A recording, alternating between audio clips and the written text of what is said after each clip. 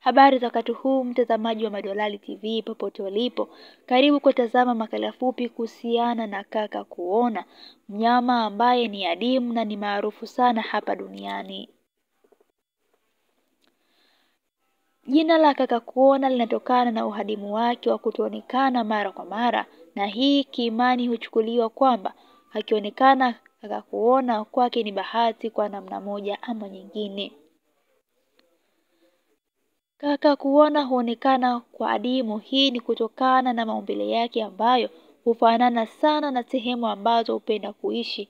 Kwa mfano, hupenda kukaa kwenye miti yenye magome yenye kufanana na magamba yake. Hiyo humfanya kutambulika kwake kuwa kwa adimu kumtambua.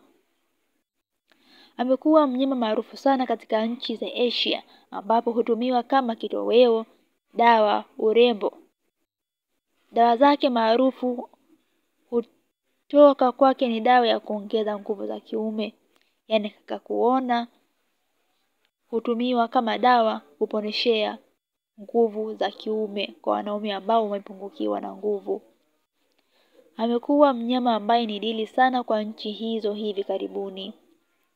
Lakini pia hupatikana kwenye misitu ya mvua, yani rainforest. Kwa mfano, kaka kuona Thailand pangolin hupenda kukaa kwenye misitu minene yenye miti mirefu. Hupatikana misitu ya Kilimanjaro na mlima Kenya.